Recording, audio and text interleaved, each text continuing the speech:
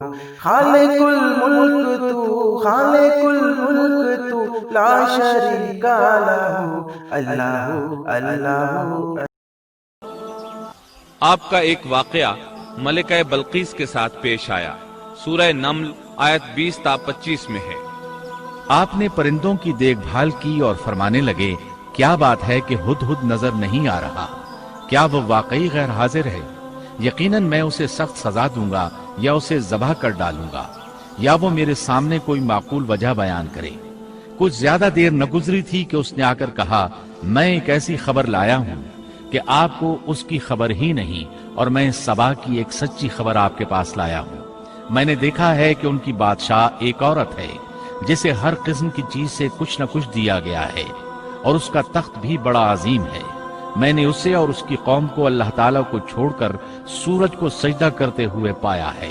شیطان نے ان کے کام مزین کر کے انہیں دکھلا کر سیدھے راستے سے ہٹا دیا ہے، پس وہ ہدایت پر نہیں آتے کہ اسی اللہ کو سجدہ کریں جو آسمانوں اور زمینوں کی پوشیدہ چیزوں کو باہر نکالتا ہے، اور جو کچھ تم چھپاتے اور ظاہر کرتے ہو وہ سب کچھ جانتا ہے۔ ہدہد نے اللہ تعالیٰ کی یہ صفت اس لیے بیان کی کہ یہ اپنی حس کے ذریعے زمین میں پانی والے حصے کا پتہ چلا لیتا ہے۔ سلیمان علیہ السلام کو بھی یہی ہدہد بتایا کرتا تھا کہ پانی کہاں ہے، پھر آپ جنات کے ذریعے پانی نکلواتے تھے۔ یہ اطلاع سن کر سلیمان علیہ السلام حیران ہوئے۔ آپ نے ہدہد سے کہا، ہم ابھی تمہاری بات کی تصدیق کر لیتے ہیں۔ سورہ نمل آیت 27 اور 28 میں ہے۔ سلیمان نے کہا، اب ہم دیکھیں گے کہ تو نے سچ کہا ہے یا تو جھوٹا ہے۔ میرے اس خط کو لے جا کر انہیں دے دے، پھر ان کے پاس سے ہٹ آ اور دیکھ کہ وہ کیا جواب دیتے ہیں۔ آپ نے ایک خط لکھ کر اسے دیا۔ ہدہد وہ خط لے کر ملکہ بلقیس کے محل پہنچا۔ خط اس کے سامنے گرا کر خود دیوار پر جا بیٹھا۔ خط دیکھ کر ملکہ بلقیس نے کہا، وہ کہنے لگی، اے سردارو، میری طرف ایک باوقت خط ڈالا گیا ہے جو سلیمان کی طرف سے ہے، اور جو بخشش کرنے والے مہربان اللہ کے نام سے شروع ہے، یہ کہ تم میرے سامنے سرکشی نہ کرو اور مسلمان بن کر میرے پاس آ جاؤ۔ اس نے کہا، اے میرے سردارو، تم میرے اس معاملے میں مجھے مشورہ دو۔ میں کسی امر کا قطعی فیصلہ جب تک تمہاری موجودگی اور رائے نہ ہو نہیں کیا کرتی۔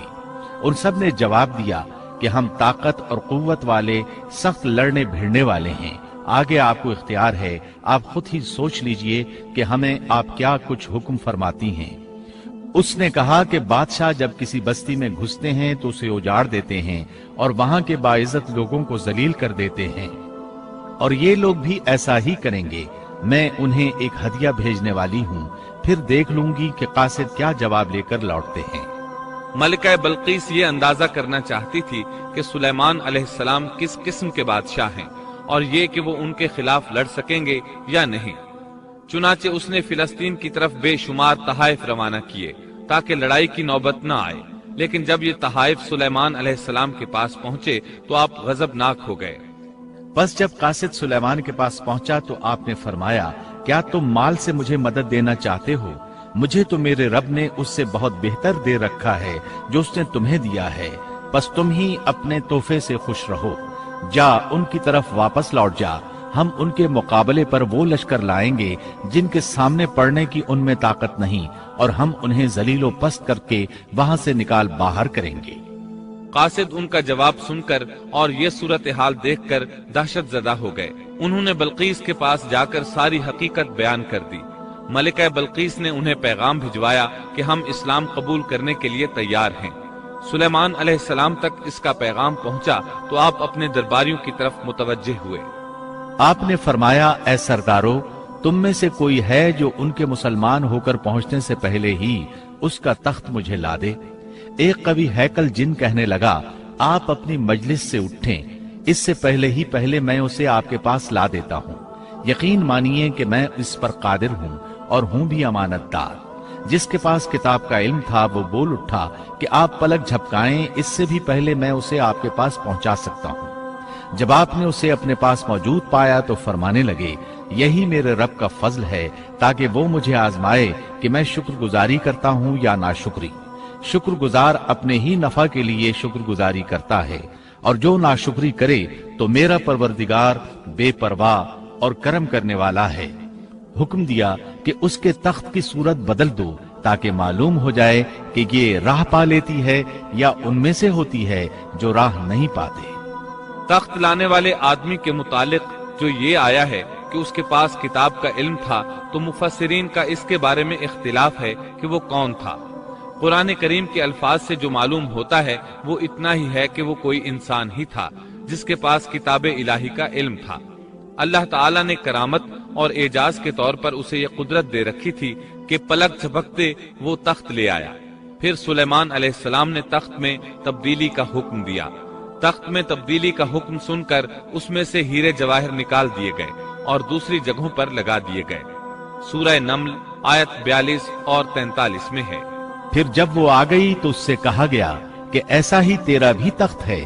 اس نے جواب دیا کہ یہ گویا وہی ہے، ہمیں اس سے پہلے ہی علم دے دیا گیا تھا اور ہم مسلمان تھے۔ اسے انہوں نے روک رکھا تھا کہ جن کی وہ اللہ کو چھوڑ کر پرستش کرتی رہی تھی، یقیناً وہ کافر لوگوں میں سے تھی۔ اب سلیمان علیہ السلام کی ملکہ بلقیس سے گفتگو شروع ہوئی۔ پھر وہ اسے تخت کے پاس لے آئے۔ اس سے پوچھا، کیا تیرا تخت بھی اسی طرح کا ہے؟ اس نے بہت اچھا اور فصاحت سے بھرپور جواب دیا۔